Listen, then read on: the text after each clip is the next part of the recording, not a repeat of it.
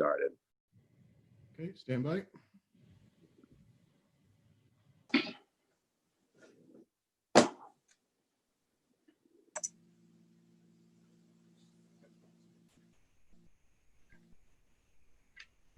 We're live. All right, I'd like to call our Narragansett Town Council special meeting of June 29th, 2020 to order with the Pledge of Allegiance. I pledge allegiance to the flag of the United States of America, and to the republic for which it stands, one nation, under God, indivisible, with liberty and justice for all. Amen. Born and unborn. All right, so we have our first item, number one, a motion to refer to the planning board for review and recommendation of proposed amendment to the zoning ordinances prohibiting more than 3 college students from occupying a dwelling. Is there a motion? Jill Lawler, so moved. Is there a second? Richard Leamer, second. All right, discussion. I'm going to turn this over to our town solicitor, Andy Berg, to go over what he has prepared for us based on our feedback to him at our last meeting. So, Mr. Berg. Thanks, Matt. Okay, so following the directive of the town council at the last meeting, I drafted an ordinance to a proposed amendment to our ordinances. It's largely modeled on Providence. There are 3 differences between our proposed ordinance and the Providence ordinance. The first difference would be that where Providence is limited to certain zoning designations, I believe it's R10 and R15 areas, ours is not limited to any particular zoning area. In other words, it would apply in, for example, R10, R80, R20, anywhere in town. The second difference would be that the Providence ordinance only applies to single family homes, whereas our proposed ordinance focuses on dwellings and dwelling units, which means if you have a multi-family home, a duplex with 2 units in it, then each unit would be limited to 3 college students, or a triple decker would be limited. Each floor of the 3 floors would be limited to 3 students. And Providence is, on the other hand, is only applicable to single family homes. And finally, as it pertains to the definition of a college student, the definition that's being proposed for Narragansett is an individual enrolled as an undergraduate or graduate student at any university or college educational institution. Providence adds the element of a student who commutes to their respective institution. I look at that, I'm thinking about enforcement and the issues that would be presented, and to prove that a student, it's one thing to prove that a student lives in a home, it's another thing to prove they commute to campus, especially now that so many classes are going to be remotely taught. So I am proposing that we eliminate the element of showing a student commutes to campus. I don't think it has any impact on the legality of the ordinance. It'll just have a massive impact on the ability to enforce the ordinance. So other than those 3 differences, this is modeled on the Providence ordinance. It involves 2 amendments, one to the definition section, and then adding another standalone proposal to section 7, which is more or less, section 7 has basically catch-all ordinances related to zoning. So that's basically it. All right, thank you. What I'm going to do is just remember, this is a motion to refer, so this really isn't on the substance of this in the philosophy behind this, because this goes to planning where they'll have a hearing and then they provide a recommendation and then we will have hearings on it. But I'm going to just go down the council if there's any initial commentary on this motion to refer. So I'll just start with Mr. Lima. So again, Matt, I agree on the fact that we want to move this as fast as possible. And I think, again, anything that has to be added in or any things that we want to amend or we think we need to take a look at, that relates to Narragansett. I think the first step is to get this to planning and see what they're going to do, how they're going to dissect it. If they dissect it in this manner or in another manner, then we'll have that information also to go along with this. So I think first get it to planning as the Providence ordinance reads, or as Andy has put in his suggestions, and let's see where planning goes from there. And then we can kind of tighten it up to what we actually want it to say, and what we want to implement, and if we want to duplicate what Providence has. Mr. Murray. Andrew, if it said 4 students, is that something that would alter it to where it would be non-defensible? Whether it's 3, 4, 5, 10 students, the number of students is inconsequential. Would that be I would correct? say, as far as the constitutionality, in light of the Providence case, I don't think it matters how many, where you peg the number at. Right. To me, that's more an issue of a political question of Right. what you want for your constituents. Okay, because I still think 3 is limiting the town. I think it's gonna put people in, you know, you're gonna make some people criminals. I think it's just gonna cause some havoc there in we are a tourist college town, you know, whether we like it or not. Let me see. Enforcement, and the changes that you're proposing. I mean, the last time we discussed this, that we had to mirror the Providence ordinance. Do you think any of the changes you're making is gonna make it, you know, worthy to take back to court?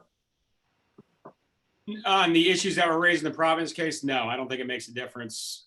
The number of students, whether it's narrowed to an R10 area or town-wide. Right. Narragansett, Providence has their own issues. They only have issues in certain neighborhoods. They targeted it more.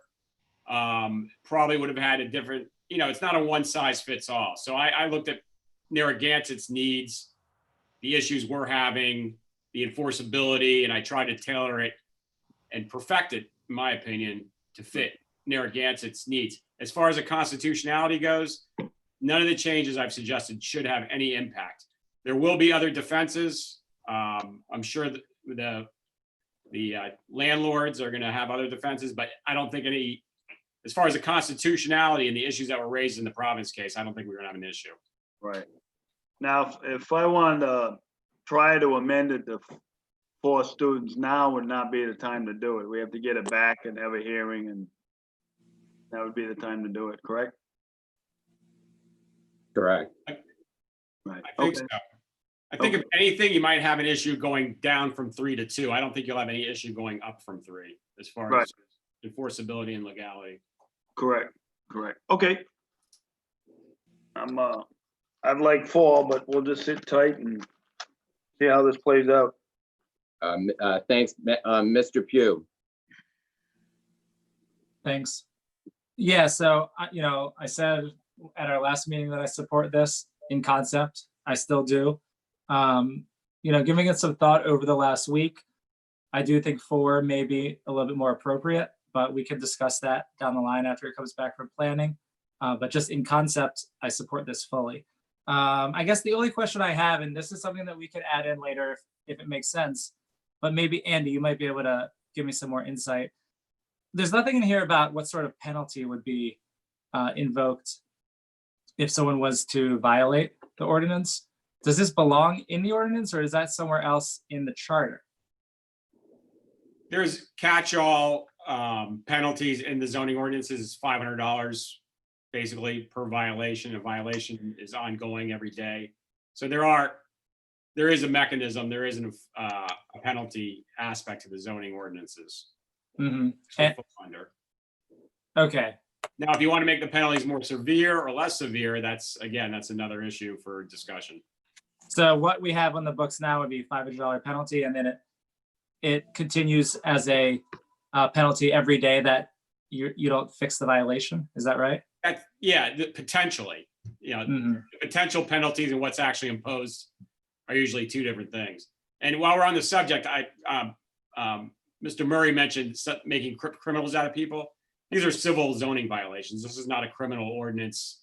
It's not, if someone violates it, they're not gonna have a criminal record if they're convicted. It's a civil. I just want to Yeah. make sure that's clear. I don't know, Good man. That post office wall is gonna be full. This is how rumors start, Patrick. Okay, so yeah, we could discuss that. Maybe the catch-all is what works. I do think that it does need to be severe enough monetarily to deter, because there's a lot of money to be made per room on these rentals. So I think people are going to take a risk if they think they could get away with it. So I do think it needs to be a decent penalty. But I guess that's all I have to say. I could say with all town ordinances, the goal of the town is always compliance and deterrence, is not to penalize people. So Yeah. you got to figure out the right amount to get people to comply or deter future conduct. That's the Got goal. one more question, Andy. Now, we can't phase this in immediately. This would have to be phased over time because there's already leases in place for September for the academic 2020, 2021 academic year. So, I mean, you can't really make it as soon as we vote for it, it's immediate and on the books, right? I mean, then you're putting signed contracts and that have already been executed. And I understand your argument. I mean, that's been brought up before, a contract clause issue. I think that's more an issue of enforcement than as far as phasing it in. It certainly would be a defense if there's existing contracts. I don't want to get too in depth here in a public forum because this is usually a strategy type situation, but that could be an issue that's going to be raised as far as any existing lease at the time of enactment. So would just waive it until the lease runs out or whatever? Or? That could be treated as an enforcement issue. Right. Okay. Or you could delay the enactment, say this will become effective 1 year from passage. There's more than one way to approach the issue. I would suggest just making it an enforcement issue. Right. Okay. Yeah, it's prospective. So whatever it's going forward from the date, you have to look at the date of whatever leases have gone in, have been already signed, and then with the day that we have a second reading on it. Ms. Lawler. So Andy, I had emailed you earlier. I have a couple of questions. Initially, I believe that we all had agreed to try to stay as close to the Providence ordinance that had already been upheld by the Rhode Island Supreme Court as possible. Maybe we waited for this ruling to come back for the purpose of having Providence ruling come back so we could hold on to it. So having said that, the couple of changes that you made, the one about the commutes to campus, I don't know why we would need to go ahead and take that out. I mean, it worked with the Rhode Island Supreme Court. And then the other, as far as multifamily in Narragansett, we really don't have that many multifamily in Narragansett. So I was kind of interested in why we would just not take out the 2 zones in Providence that specifically refers to in their ordinance, and then just have single family dwellings. I mean, I'd love to hear your opinion and Mark's opinion. I mean, I really think that we need to stay as close to the held ordinance that's held again by the Rhode Island Supreme Court as possible.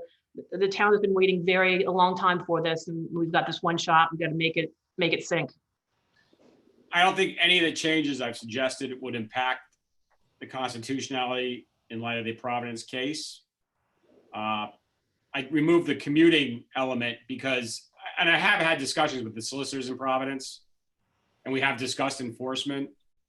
And again, that's a very difficult thing to prove, that a student, I can go to the URI student rolls, which are public record, and establish that someone goes to the University of Rhode Island. What I can't do is establish, unless I have investigators and use resources, is whether someone's actually driving to school every day.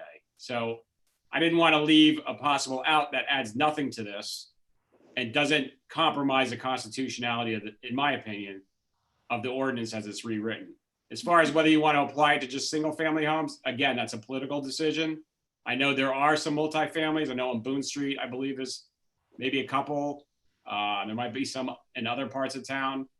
That it doesn't hurt it. It doesn't weaken it constitutionally to leave it as a multifamily, but if the town council wants to model and keep his track Providence's ordinance as closely as possible, that could just be removed.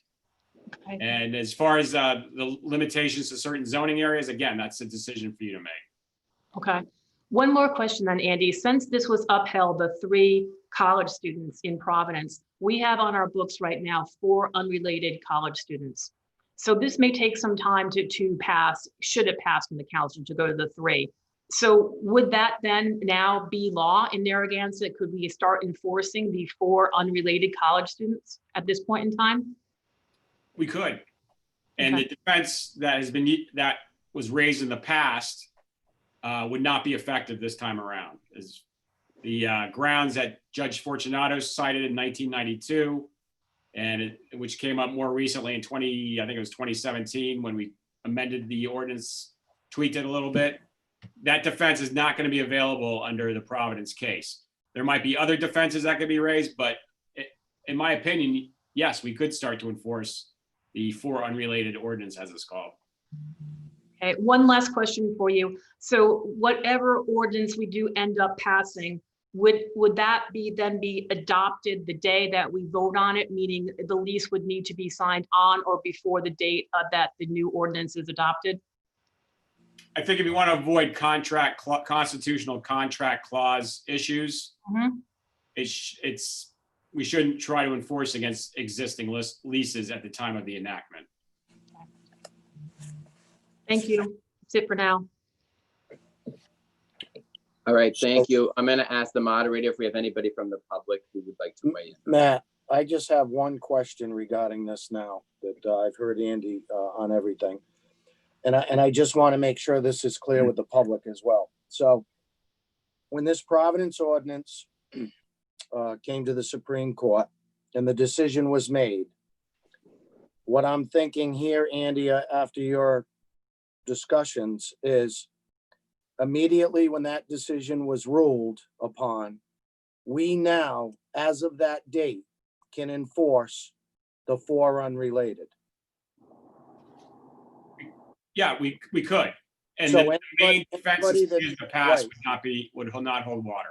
Right, so anybody that is signing leases now for 5 and 6, we actually have the power and the enforcement as of that ruling in Providence to go to the 4. Yes. Okay, just want to make that clear so that anybody that's listening understands, and any of the renters that are listening, they understand now that as of right now, it's 4. That's I like to, sorry, I need to follow up on that as well, since this kind of just came up. So the current ordinance, Andy, is for unrelated persons, correct? The current ordinance defines a household as no more than 4 unrelated people. Correct. So if you have a dwelling or a household, a single family home, and there's more than 4 unrelated people, you are breaching a household as it's defined in the ordinance. That's right. So in our current ordinance, however, our current ordinance, it's not for unrelated college students, it's for unrelated people. Correct. And then the entire issue here that we've been waiting on about being a protected class. And since college students are not a protected class, they're not protected in this sort of ordinance. Isn't that the whole reason that they went the college student route as opposed to a general for unrelated people ordinance? I don't know what Providence's reasoning was for making it college students instead of unrelated people, but the reason I have just rendered the opinion that we can enforce our ordinance is because the Rhode Island Supreme Court in the Providence case cited a United States Supreme Court from, I think it was 1974, that upheld a ordinance in a town in New Jersey, I believe, called Bellaterre, where they enacted an ordinance that limited households to 2 unrelated people. And the United States Supreme Court in 1974 upheld that as being constitutional, as being a reasonable exercise of municipal powers. Now, Judge Fortunato in 1992 rejected that United States Supreme Court decision, finding the Rhode Island Constitution afforded more protection. But in the recent Rhode Island Supreme Court case, in the Providence case, they cited the reasoning in Bellaterre and they endorsed it, which strongly suggests, almost certainly suggests, that if someone challenged Narragansett's ordinance defining a household as 4 unrelated people, that the Rhode Island Supreme Court would not deem that unconstitutional in light of the fact that they favorably cited the United States Supreme Court in Bellaterre. Okay, so your opinion is that that Providence case both upheld the college student ordinance, but also inciting an unrelated ordinance basically is upholding both of those. Correct, and they criticized Judge Fortunato for disregarding the Bellaterre case. So I firmly believe, I mean, nothing's guaranteed, but I'm very confident that the R4 unrelated ordinance would be upheld under constitutional scrutiny. All right, okay, thank you. Theoretically, then, we could just implement the 4 unrelated and don't have to do student or anything else and forge ahead. That's in place now, Patrick. Yes, yes, and that's That's- what we agreed to. Let's just go with that one. I think it would be helpful to have a more clearly defined, straighter path to a violation that the college student ordinance would provide. And if we were solely going to rely on the 4 unrelated concept, I think we might want to tweak our ordinance again, just to make sure it's crystal clear. I think it's clear enough as it is, but it never hurts to, especially in these types of cases, to make sure that everything's direct and unequivocal. Andy, when did the ruling come down from Providence on the 3 students? Do you know when that was? Because Rick mentioned about the lease date, so I want that date to be out there. I'm looking at the ordinance right now. I don't see it written anyplace. Hang on, I can look up the decision and give you an answer on that. May 27th. Okay, thank you. All right, I'm going to go to our moderator to see if there's anyone from the public who would like to be recognized regarding this. So I'm going to have you call on each of them. I'm going to turn it over to the moderator right now for that. First one is Ally and Jerry. All right, please state your name and address for the record. You need to unmute yourselves. Ally, unmute. There you go. Ally Hunt, 5 Fairport Avenue, Narragansett. I'm very concerned about the cost of housing for students increasing at this time. I think when you take a home and you have 4 students that are going to be splitting the rent, and now it has to be 3 students, the parents have to be burdened with the extra cost for that expense. And it's going to be hard right now. We're in the middle of a health and an economic crisis. It seems like a very insensitive time to do something that's going to increase the cost of housing for students. So, All right, thank you. Thank you. Is there a, I'm going to go to the moderator and just reminding people this is a referral to the planning board. There will be opportunity to comment on this at a public hearing at the planning board level. And then again, the council will take it up. As the moderator, if we have somebody else who would like to speak. Next person is Dr. Alba. All right, please state your name and address for the record. Yes, Dr. Al Alba, 24 Eagles Nest Terrace, Narragansett, Rhode Island. First, I want to applaud you all. I think this is great. I think, you know, even if we shoot for the 4 unrelated, you know, we're not going to have the 5, 6, 7, 8, 9, 10, which I feel comfortable with. I do feel though that all rentals have to be, all landlords have to be put on notice, and a letter should be sent out stating in effect what is eventually decided upon and what consequences will be.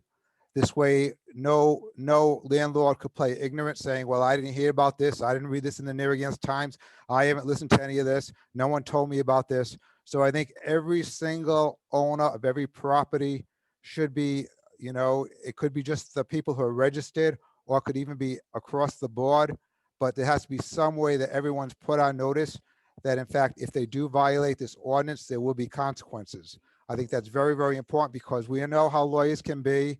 They can go, well, you know what, my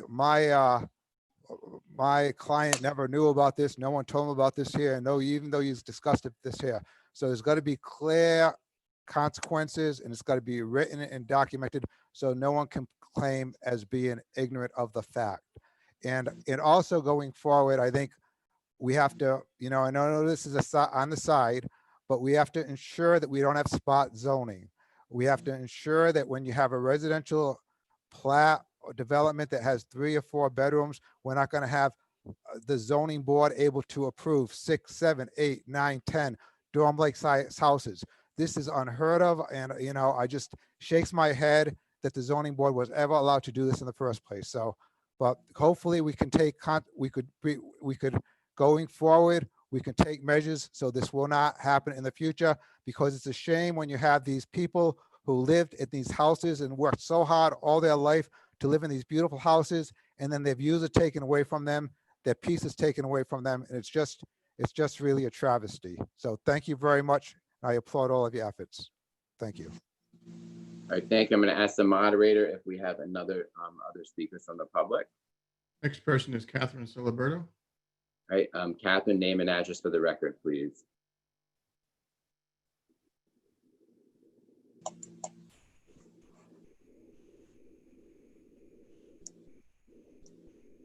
Catherine, you there?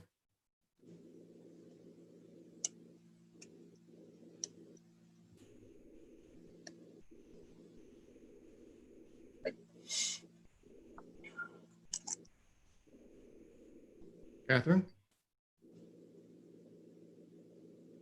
All right, Catherine, we're going to come back to you if there's a muting problem. Is there someone else right now, Dan? We have, is it Dennis or Denise? All right, Denise, if you could state your name and address for the record. Hi, yes, I'm a senior at URI. I'm going to be a rental student this year. I'm just curious about what you guys are trying to accomplish through the ordinance. I understand your concern, but over half the student population relies on off-campus housing, and this would raise prices substantially. And the student population is inevitably what keeps Narragansett town alive through the winter. So I'm just a little bit upset that you're doing this in the midst of a pandemic while many students are being kicked out of off-campus housing. All right, thank you. I'm as the moderator, who else we have from the public? Catherine, you get that mic working? Next person is Jeff D. Jeff, please state your name and address for the record. Jeff Dentler, Village of Point Judith. A couple of things that I want to point out.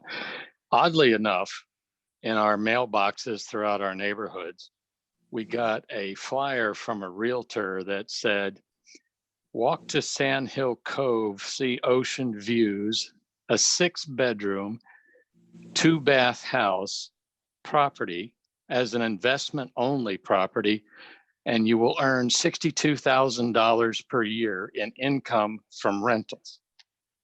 That's what we're trying to address. Listening to the justification of dwelling, here's some questions for you. Does dwelling definition include an Airbnb unoccupied owner rental, meaning the owner is not there? Does the definition of dwelling cover that category of Airbnb rental?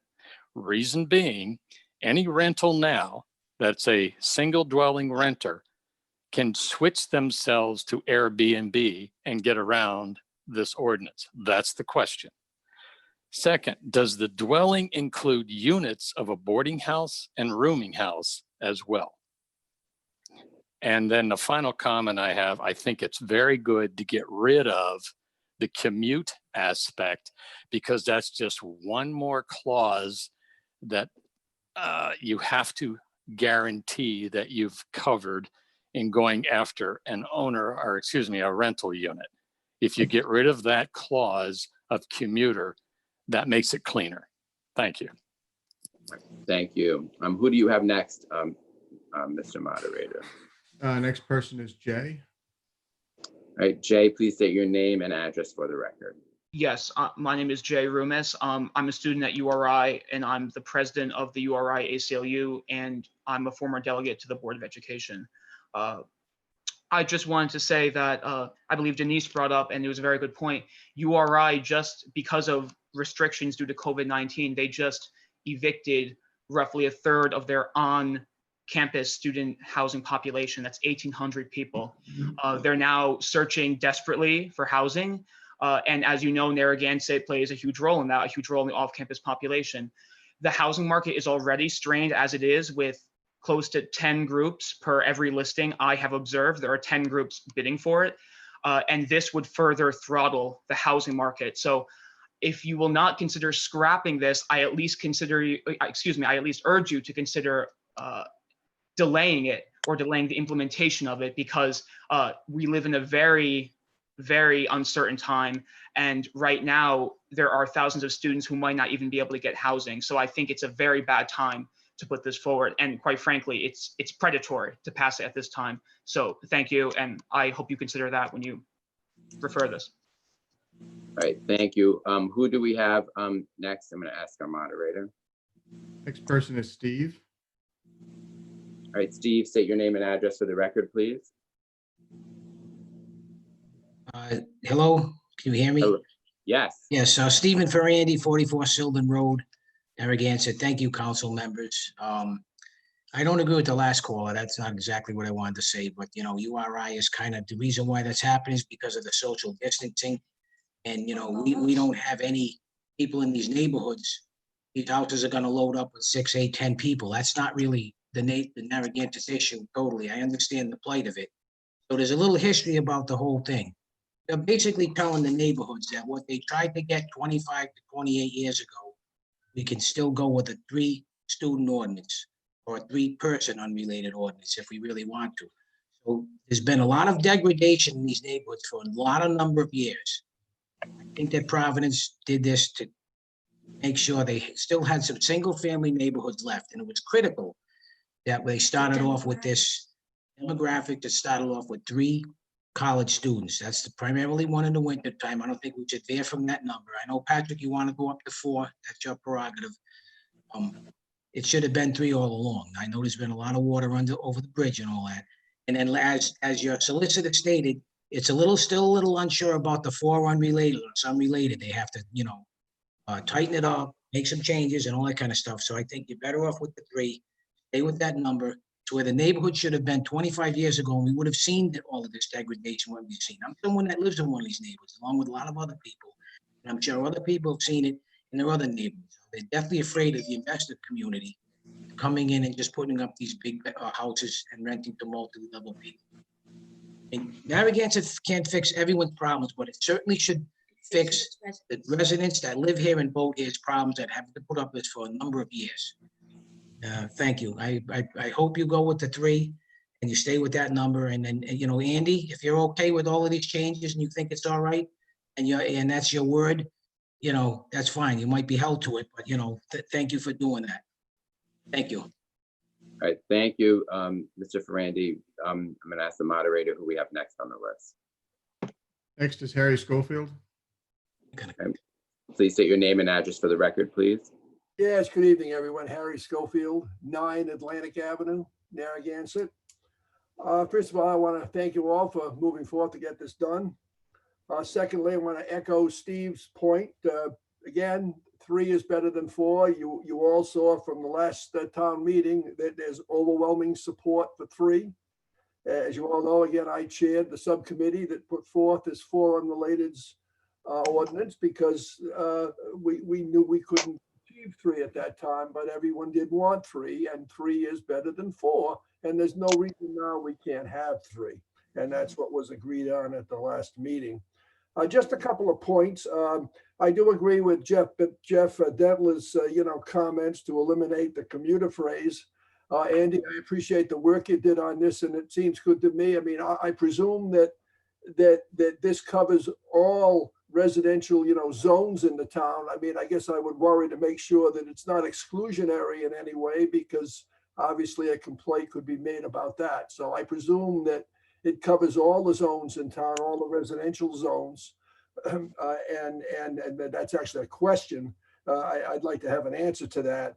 I think, Jeff's question is well, placed as well. Those of us that have been involved in this heavily over the years would like some forum where those questions could get answered and we could get the confidence that the ordinance language put forth is as clean as we can have it legally and supportable, recognizing the fact that you, as you did, and you did it correctly, I think do have to make some changes because Providence specified particular, neighborhoods.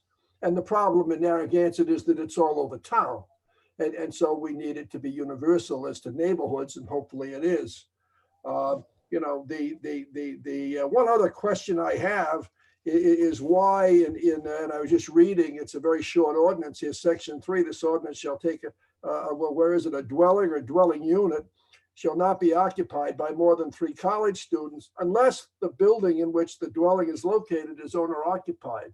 Why is that exception, necessary? I realize it's probably often the case, but I question as to why that's necessary. I don't know that I recall seeing it in the Providence ordinance. So why do we need that is a question. So again, presumably you've stuck closely to the definitions in the 4 unrelateds ordinance as far as dwelling units and what a dwelling unit is, that it does cover all the neighborhoods in town in terms of zones. So there's nothing that anyone could say has been excluded. It would seem to me that that's important. And beyond that, I guess those are the comments I have. I salute you all. Let's get this done as quickly as we can. I do believe we should stick with 3. I think the public expects 3. I think, again, in response to some of the students that are there, that's this year's crop of students. We have some unique problems this year, but I think that the Supreme Court, the Rhode Island Supreme Court just concluded that there's nothing predatory in this. So this is not a predatory thing. And to those students at URI, this town has been after URI to help this town. And basically URI has done, nothing for the neighborhoods in this town. And I think it should be remembered by everyone that very few landlords vote in this town. So these people have been elected by residents who live in neighborhoods, who want these neighborhoods to be, neighborhoods. And that unfortunately, the DeStefano decision 25 years ago has caused great deterioration in that over those 25 years. You're all now here to fix it, and we all support that. So anyway, thanks. I hope we can get us some answer to those questions. All right, thank you. I know that that is the way that Mr. Berg put this was that it would be for all zoning areas. Is that correct, Mr. Berg? That is correct. All right, I'm going to turn it back to our moderator. Who do you have next from the public? Next is Mark. Mark, please state your name and address for the record.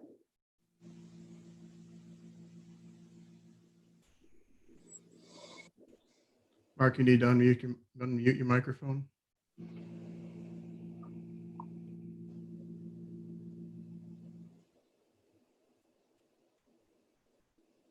Unmute, Mark.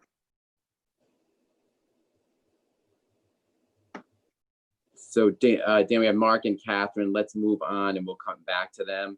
See, there might be a different technological problem. Who do you have next? Next, we have Tori Hunt. Please state your name and address for the record, Tori Hunt. Hi, my name is Tori Hunt. My address is 5 Fairport Ave.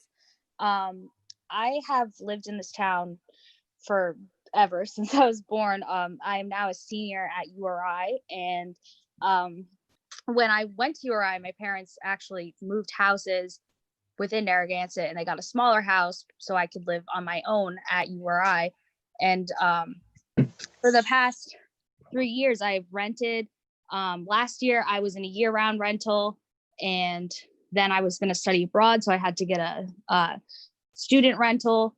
And I found it very hard to find a 3-person rental that was reasonably priced. And I just don't understand why, if the current ordinance is for unrelated people, why can't you just start enforcing that? I feel like, also someone that has lived here, I've experienced a lot of issues with the vacation rentals. Like, noise complaints. I mean, if you look in the Narragansett Facebook group, everyone's complaining about fireworks. That's most of the time tourists. I just don't get why this is only affecting college students and not all rentals, because I used to live in the South End. I lived on Burnside, and our view got blocked by a big house that was built for vacation rentals and for college students, but they make a lot more money renting weekly in the summer than they do for college students. So I just don't get how why can't it just be for unrelated people? That's already a law that you guys could enforce. I just find it very concerning right now during a pandemic. I'm nervous for my peers. College students are one of the poorest demographics in the country, and we support this economy when we do live here. Local businesses will suffer if there's less students living here, and that's all I wanted to say. Thank you. All right, thank you. I'm going to ask the moderator who he has next. Next is Sarah. All right, Sarah, please state your name and address for the record. So my name is Sarah Ben. I live on 6A Middlebridge Road in Narragansett. I just want to piggyback on some of the college students who, took the time to share really thoughtful ideas and voice their position on it. URI has a housing issue. Narragansett for years has been a way for people to stay housed and students to live here, but it's not Narragansett's job to house the students. It's doing a great job. It's been doing a great job, but it's also URI's time to kind of pick up the slack and say, yes, we have an overabundance of enrollment. We have students, and there's other neighboring towns. URI isn't even located in Narragansett. It's in Kingston. You've got South Kingston, you've got West Kingston, you have Exeter, you have Charahoe. There's other bordering towns that could also share some of those housing responsibilities. I understand Tori's point with being it's shaky grounds with the pandemic. However, it's still not Narragansett's responsibility to house URI students. That's what I wanted to say.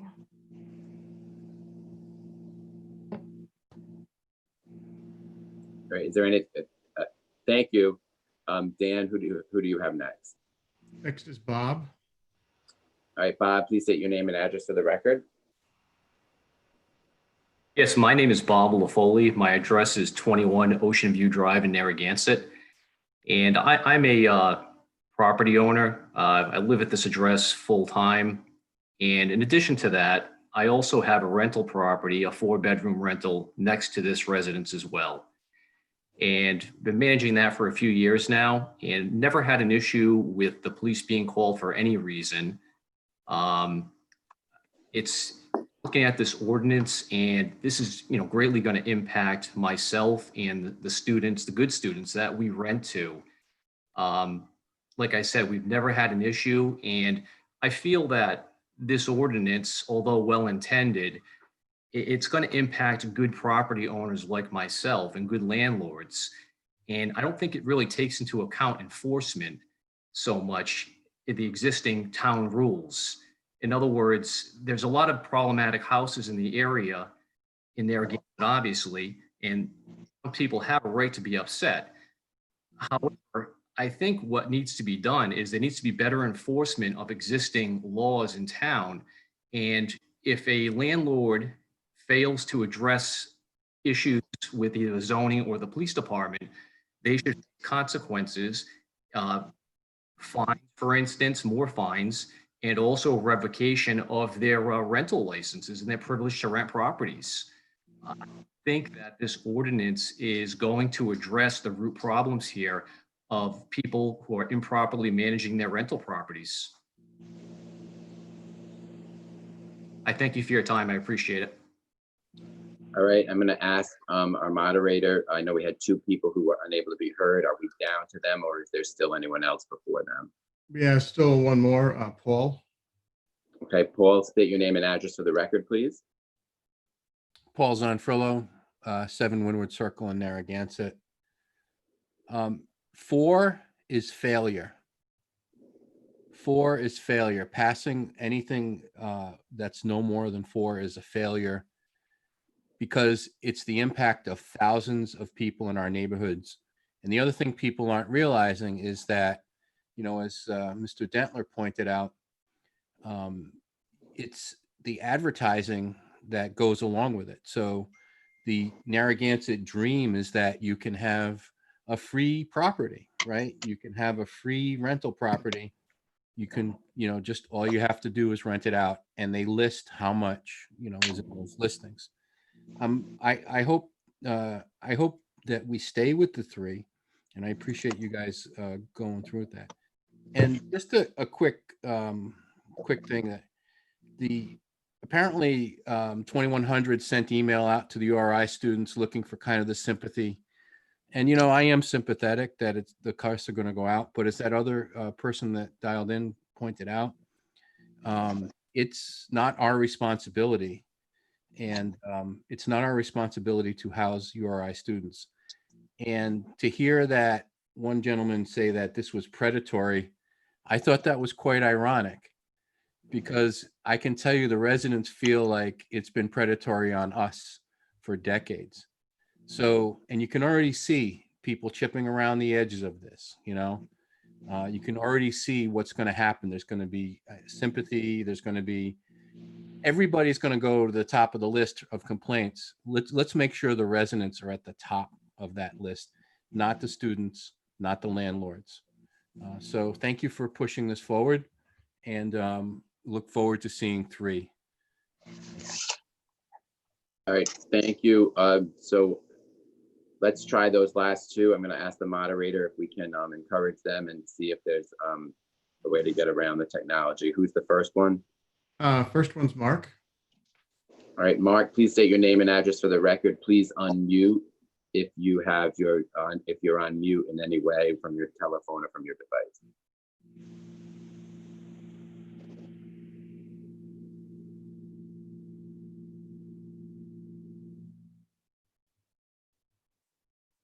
Okay, so Mark, we can't hear you right now, so you may want to check on your screen or on your phone.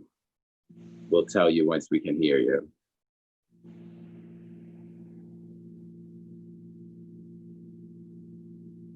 Okay, in the meantime, let's also try Catherine one more time. Catherine's lowered her hand, but if she wants, I can see if she still wants to speak. All right, so is there anyone else besides Mark? We have one more, Jem. All right, Jem, please state your name and address for the record. I am Susan Malika, and I am on 122 Ava Street in Narragansett. I have lived in Narragansett.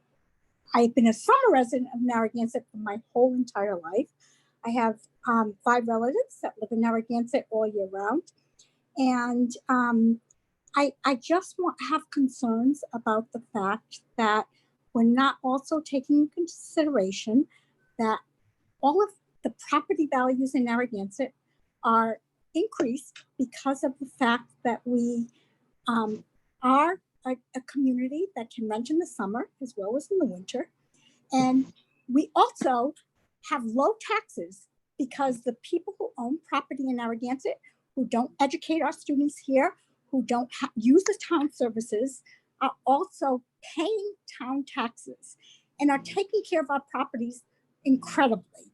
I have, we do have a home that I live here. I'm living here this summer, but I can rent in the summer to many more people than I can rent in the winter to.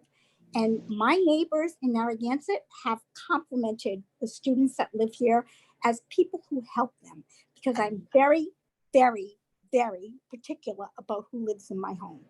And I think that that has to be looked at, not how many people we have or whatever, because we can end up then and, you know, kind of watering down what ends up happening in our community and losing value of homes. Or I could end up easily renting my home to a family that has 6 children. And if that were to happen, there will be 6 children that Narragansett town would have to educate. And I live in a town that we have suffered immensely because of the fact that we have not taken that into consideration. and that the education system is the most expensive part of the community. And I don't think that people recognize what benefit some of the people who pay taxes in this town, who own property, give to the community. And I think that needs to be looked at as well. All right, thank you. Do we have anyone else? I'm gonna ask our moderator. We do. Win Hames. All right, Win, please state your name and address for the record, please. Win Hames, 30 Wood Avenue. My question concerning this is aimed, if I'm not mistaken, if it's like Providence, towards 3 students at a time, correct? Correct. Okay. Is it students that are in session, or if there's students who rent a place during the summer, does that affect them even though they're not in school? Be students who are enrolled at that time. That's what the ordinance says? Yeah, that would be the plain language of the ordinance. I mean, it's something we could amend, but that would be the plain language. Okay, that's first question. The next one is, what kind of enforcement do you project for this? Who's going to enforce it? I don't want to get too much into a give and take on it. It's a motion to refer, as you know, but it would be the enforcement mechanisms. I would envision similar to what we were planning with the 4 unrelated, would be somewhat, would be a work session regarding what that enforcement mechanism would look like with the building inspector's office and what the penalties would be, as you heard some people discuss tonight. So I think that's what I would envision, but I know council might have other ideas. One last question. Does anybody know if this is being appealed by anybody in Providence? It's already done. The appeal's done. State Supreme Court ruled on it. You can't go any further than that. Nope. Not to my knowledge. Mr. Berg, just a civil procedure question to make sure. I would say for all intents and purposes, no, it can't go any further. I mean, the United States Supreme Court's already weighed in on the subject, so I don't see it happening. Okay. Thank you. Great.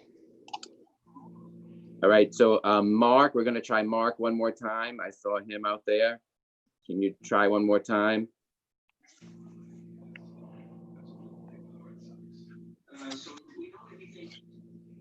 All right, and then do you have anyone else, Mr. Holland? We do. We have Tony. All right, Tony, please state your name and address for the record. Tony Lupino, 25 Lake Road. Someone, can you hear me? Yep. Okay, someone did mention about the enforcement. I know you're currently in the search for a building inspector. Prior building inspector reiterated or stressed a lot of concern about enforcement of the existing ordinance. A suggestion, and Mr. Mannix knows I'm full of suggestions all the time, is that you discuss this with the new building inspector, whoever that may be. That may be a sticking point in his performance. I think you can't talk about this ordinance without talking about who's going to enforce it and if they're going to have the staff and the backup to actually enforce it. An ordinance, you can pass all the ordinances you want, but if you don't have enforcement, you don't speak about enforcement before enacting it, you better, might as well not put it on. So that's my thought on that. All right. Thank you, Mr. Lupino. Do you have anyone else, moderator? Next is Robert. Oh, Robert, name and address for the record, please.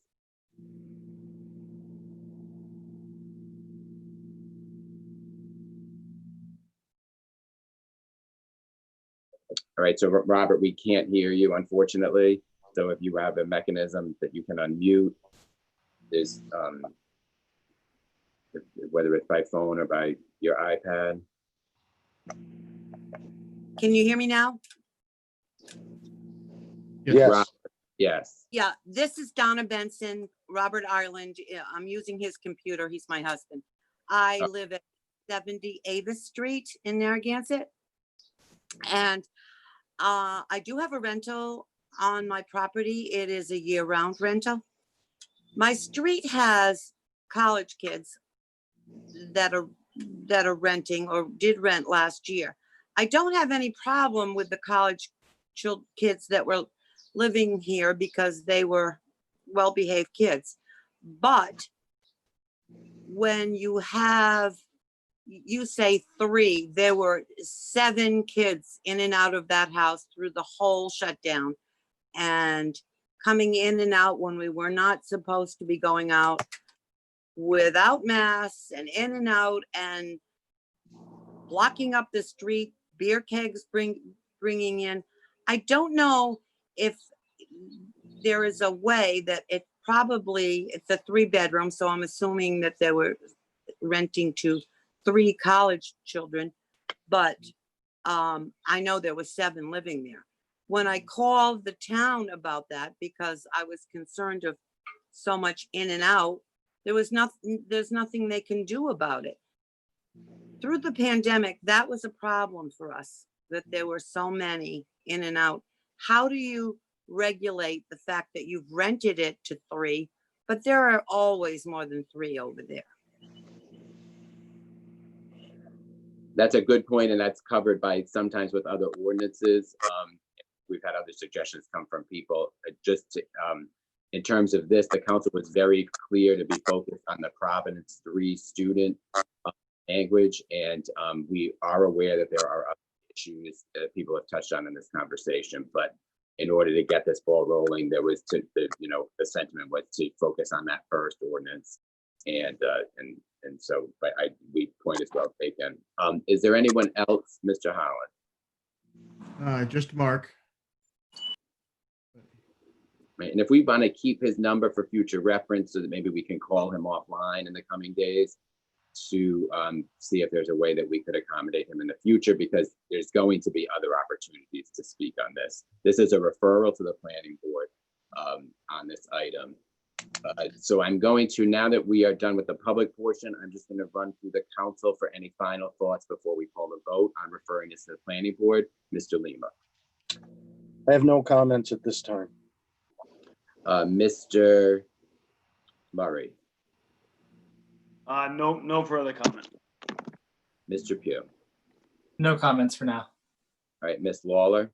Nothing more now. All right, great. So again, this is a motion to refer this to the planning board. We do have a 4 unrelated persons ordinance that's out there already. I do see a hand up. Enforcement mechanisms, and then we have a 3 unrelated. We have this 3 student ordinance that we're looking at, sending that over to the planning board. So I'm going to call the vote on this. All in favor, starting with Mr. Lima. Richard Lima, aye. Mr. Murray. Aye. Let's start the process. Pugh. Mr. Jesse Pugh, Jesse Pugh, aye. Ms. Lawler. Jill Lawler, aye. And Matt Mannix, aye. Motion approved 5-0. And that item is scheduled, Terry, for the Wednesday, July 1st meeting of the planning board, correct?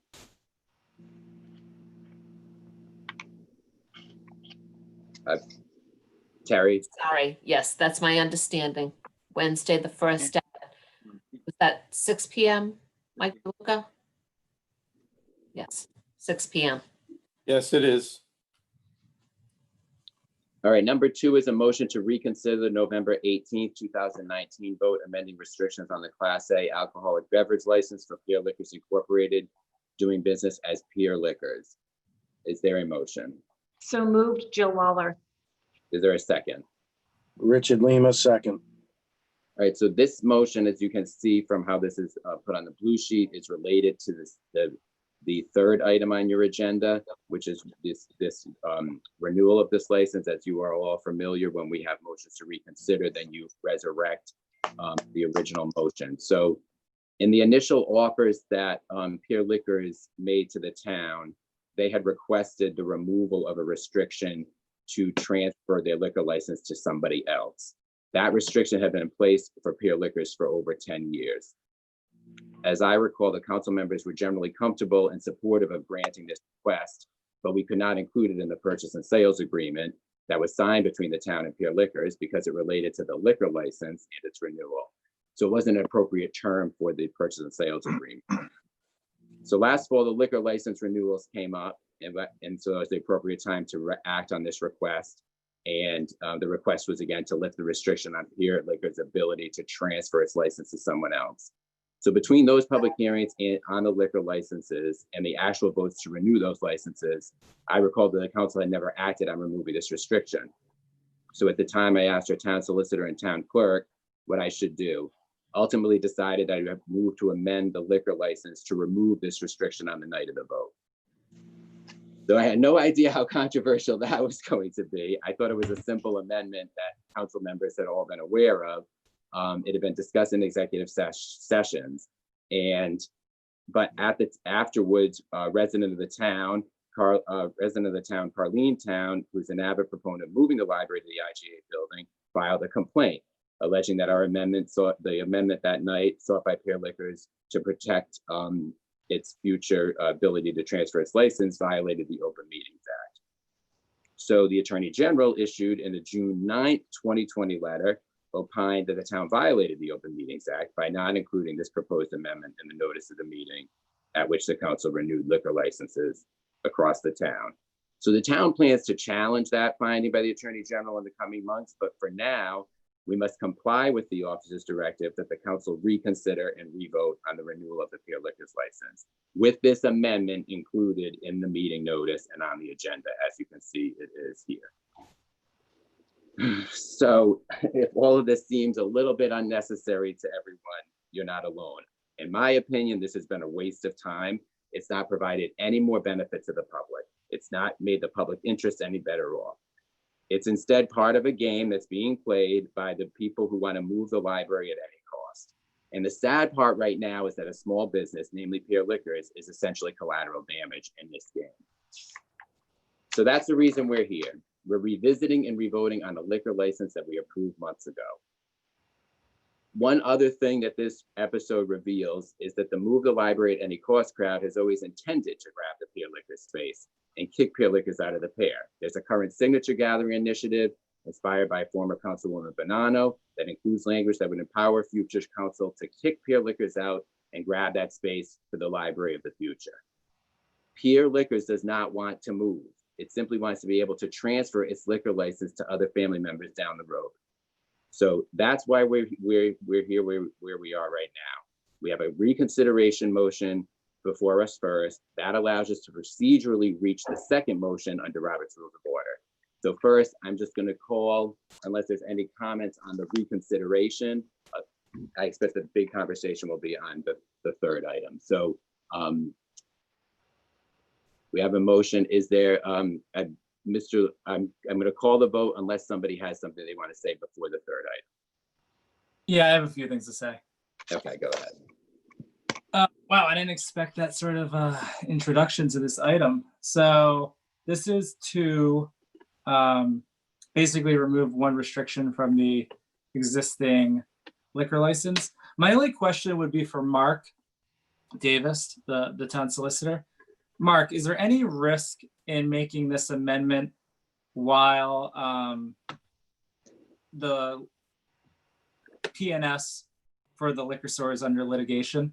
Is in litigation? Is there any risk to do this right now, or do you feel like this is totally fine? You know, I know the town's got into a little bit of hot water based on some of the things the council has done. So do you feel like this is fine to go ahead with this amendment at this point?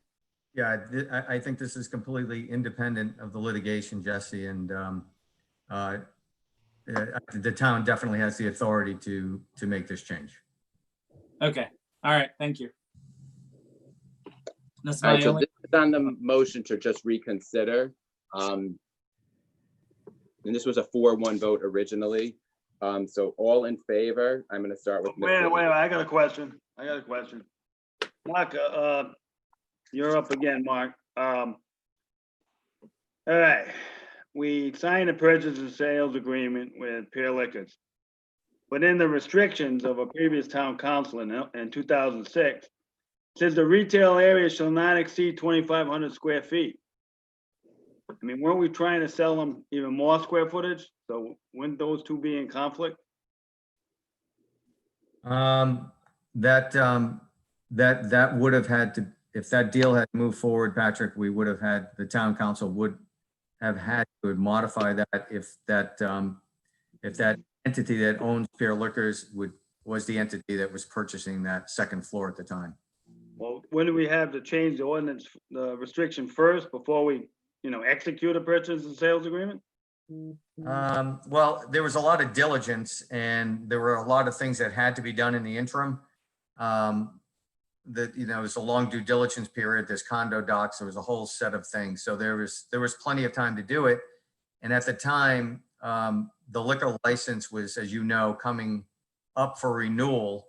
And I forgot when that was, Terry. It was November. I forgot when exactly that was, but that would have been the time to have done that. But given the stay and given the issue with the second floor and the additional space, it became really moot at that point. Right. It wouldn't make that contract null and void because of this ordinance. No, that could always be modified if the deal could be moved forward. Yeah, I got no problem with them if they want to transfer ownership. I don't have. All right, so again, I'm going to call the vote again. This is not on the underlying motion. This is just on the motion to reconsider. So I'm going to call the vote on that. All in favor, starting with Mr. Lima. Richard Lima, aye. Mr. Murray. Aye. Mr. Pugh. Jesse Pugh, aye.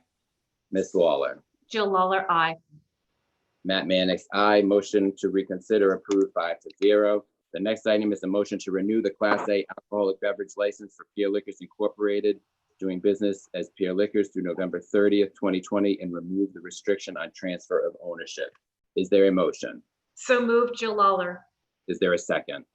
Richard Lima, second. Okay, so discussion of this item. This is basically, I had described some of this before. The town clerk put this on, so we're basically repeating what we did back in the late fall of 2019. Is there any initial commentary from the council on this renewal, this revoting on the renewal, Mr. Lima? No, the only thing I'd like to ask the solicitor is all the other liquor stores can do this, Mark? To my knowledge, Rick, Pier Liquors is the only one with that restriction. Right. So again, this will give Pier Liquors the same uniform across the board as all the other liquor stores. So I'm for it. Thank you. Yeah, they had pointed out that they're in their 70s. I don't know exactly what their ages are, but they're not young and they want to be able to transfer ownership for all sorts of reasons. Right. Basically to their family members. I get it. That's the idea at this point. Right, which they should be able to. Thank you. I agree. Mark, I did have a question. Mark. Why would they put that restriction on that? I don't know, Patrick, when the lease was, I wasn't around back then, and I'm not sure why that restriction was put there. I mean, there are some restrictions there are other restrictions on Pier Liquors that don't apply to other liquor stores either. I don't know. They'd have to go back, and there's no record and no historical record that I could find that talked about what the logic was back then. That was how many years ago? It was over a decade ago. So you think it's because it's in the UR zone, urban renewal zone, and well, urban renewal zone typically gives the town council more freedom. So I don't know what the logic was there, to be candid with you. Okay. Good. Mr. Pugh. Yeah, I'm fine too. No issues with renewing the license. Ms. Lawler. I have no issues. All right, so to that point, that was just brought up, there was 2006 meeting minutes that in which that was done, meaning that restriction was put in place. But in terms of the context, I was unable to find the rationale for it when I reviewed those minutes. But they were from 2006, and I think we discussed those at the meeting in late fall when we went through this before. I'm going to ask the moderator if there's any commentary from the public on this particular item. There is. First is Dr. Alba. All right, Dr. Alba, name and address for the record, please. It's Dr. Al Alba, 24 Eagles Nest Terrace. I concur. One of the things we got to, about Narragansett is we cannot show partiality. And what's good for one business is good for another. And on that note, when, you know, I know this is water over the bridge, but when any piece of property from Narragansett, town of Narragansett is being conveyed from our town to a private business, that shows to me some prejudicial or favoritism. So I just think down the road that we treat all businesses equal, that there's no behind the scenes dealings in regards to a sale of a business or a piece of land without that property being sold on the open market or rented on the open market or available to the open market. So I think it's a fiduciary relationship between the town and all businesses, that there's no preferential treatment. So, and one final note is, President Mannix, I was just a little bit surprised when you said that the Friends of the Library are trying to take that land away from the liquor store, because that, to me, that's not true. And I don't know where that came from, but Just review the initiative. okay, well, I just I didn't make sure. mentioned that it doesn't say it's gonna take over it. Okay, well, thank you. I just want to share my thoughts. Thank you. Who do we have next? I'm gonna ask the moderator. All right, more freaking right. Next is Lori Kelly. Name and address, please, for the record. Lori Kelly, 444 Ocean Road, Narragansett. Yes, I too am shocked that the president of the council would go on and attack someone for filing an open records or an open meetings violation. I think that we should welcome people to examine how things are done. No one that I know of is opposed to them being able to transfer or move their license. And again, you know, it is interesting to note that you are keeping restrictions on their license that they should have, just like the 3 other liquor stores have. That is, they should be allowed to transfer and they should be allowed to move. If they do not want to move, I don't think O'Neill's wants to move, but I think they have that right. So I think it's wrong to politic on this issue, as the president of the council just did, saying that this was a made up thing. What people object to is, if you're going to change their license, you should allow people to comment on it. And you did not post in the agenda that you intended to change their license. And that is what the distinction is of this. So again, I would ask you to table this and give them both rights to transfer their license and to move, just like every other liquor store in Narragansett. Thank you. All right, I'm gonna ask the moderator who we have next. Next is Win Hames. All right, Win, name and address, please, for the record. Win Hames, 30 Wood Avenue. Going back to when this license was originally issued, just to try to clear up that it's simply a matter of proximity to the other liquor licenses in town. This was discussed when Belmont was going in and the liquor store was going in, actually to help Belmont try to succeed there, because it stayed in the same family. The restrictions were put because we have one on the south end, one on the north end, and one in the middle of town. To have one in the pier area, that's why the restrictions were put in, and that's where what the discussion was all about back then. That's all. Thank you. Is there, I'm gonna ask the moderator if we have anybody else. There is Carleen Town. Name and address for the record, please.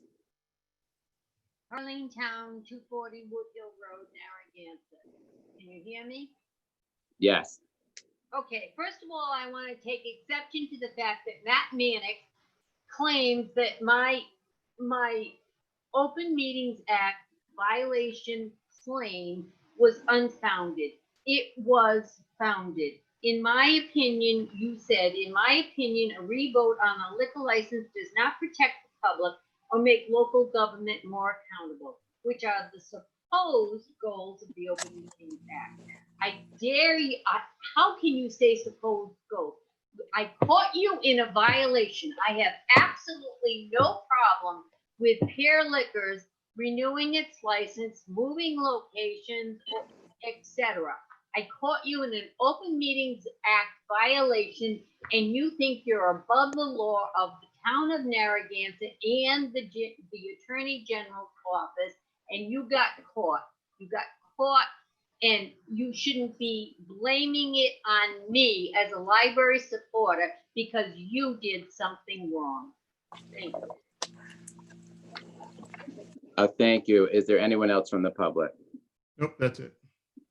All right, so any final thoughts from the council members? I'm just going to run through the council members again on final thoughts before calling the vote. Mr. Lima, I have none at this time. Thank you.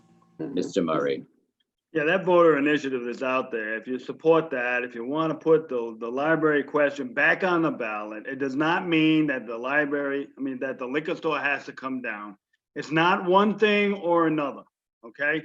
That's yet another red herring by the anti-library camp, and it's just putting it back on the ballot and making it clear, do you want the library in the Belmont market?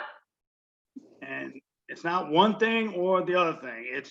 You don't have to be against the library if you support the liquor store, or vice versa. That is a misnomer. That is misdirection, and just to confuse the issue. Thank you. Mr. Pugh. Yeah, that's my interpretation of that initiative as well. It's really to protect the library moving into that space of the Belmont building, but it doesn't do anything to instantly kick the Pure Liquor out of that space. That's the way I've looked at it. Not my initiative, but that's just the way that I read it, and I think most people are reading it that way as well. And everyone on this council wants Pure Liquor to stay in that space. So that's the reality of it. Right. But that's it for comments. Ms. Lawler. So the only further comment, I think what Jesse said is what's having some people have a little hard time, because you said they're not going to have Pure Liquor instantly move out of that space. I think that's what some people that I'm hearing from that are concerned about, that part that's a little bit ambiguous right now about the intent. So just wanted to put that out there, but I have no problem with this tonight.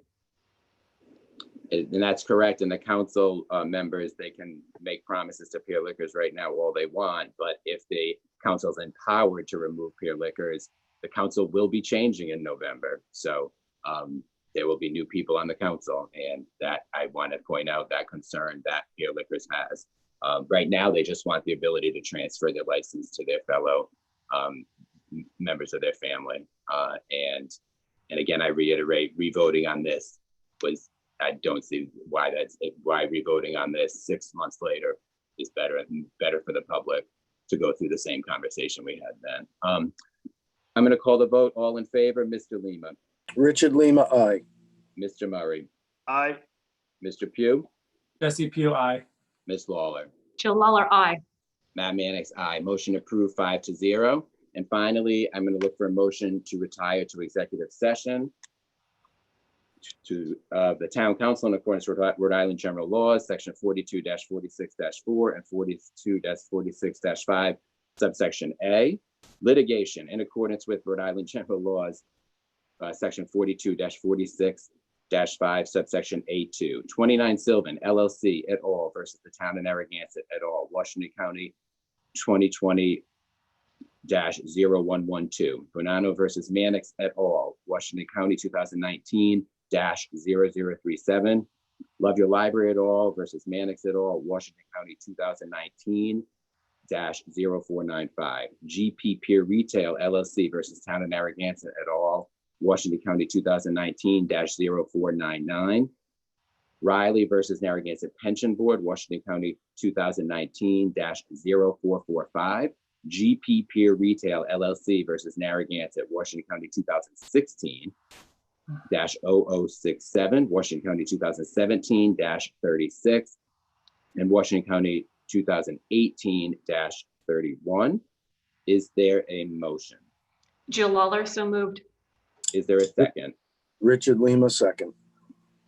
All right, this is a roll call vote, so we're going to start. Please state your name and your vote. All in favor. Mr. Lima. Richard Lima, aye. Mr. Murray. Patrick Murray, aye. Mr. Pugh. Jesse Pugh, aye. Ms. Lawler. Jill Lawler, aye. Matt Mannix, aye. Motion approved 5-0. Have a good night, everybody. Thank you for joining us.